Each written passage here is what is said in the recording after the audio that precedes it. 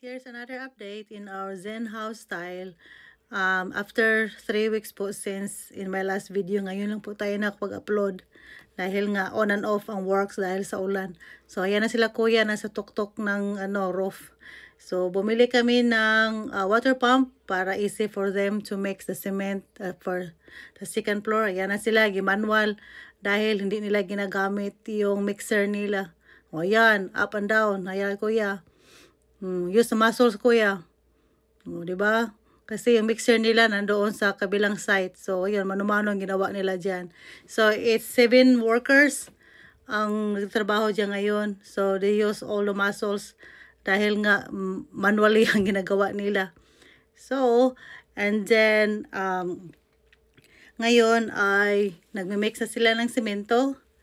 Ayan. So, ang hirap kaya. So, dyan ay ginagawa nila dito tawag niyan ay ledge. So, parang sidewalk. Small sidewalk yan dyan, guys. Parang pwede tayo magbike dyan. So, ayan, mano-mano. That's the labor. It's really hard. I understand.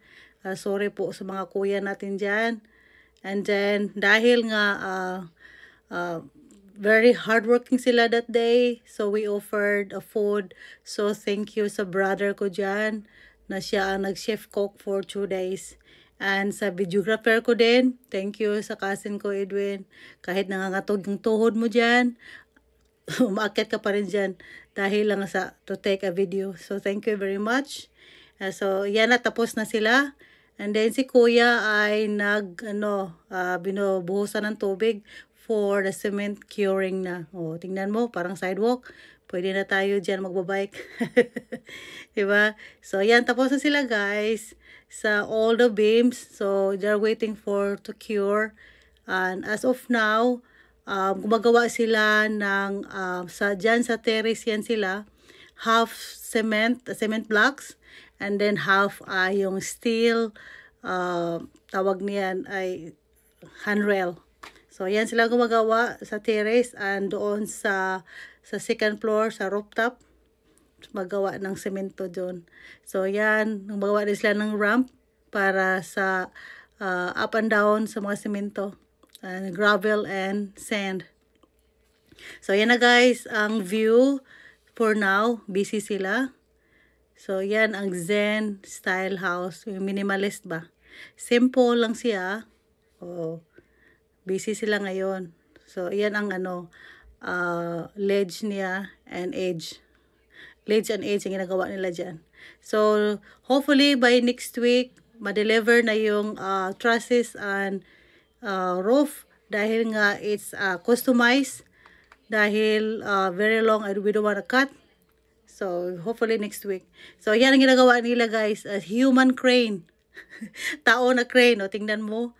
O, diba? Namimingwit sila dyan ng hollow blocks. Kasi napapagod na raw sila sa up and down. Very long way if they're using the stairs. O, diba?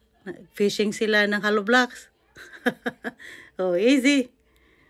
O, yan ang ginagawa nila ngayon. So, tapos na sila. Curing nila ang ginagawa waiting for the trusses and roof to deliver. So, for the meantime, ang ginagawa nila is the first floor. So, sila ng door, anong tawag niyan? Door frame? Door jump, tawag niyan. So, ayan lang po guys. Thank you for watching and God bless you all. Bye-bye! Special thanks to my sister and my Kuya Noning. Thank you for unending support.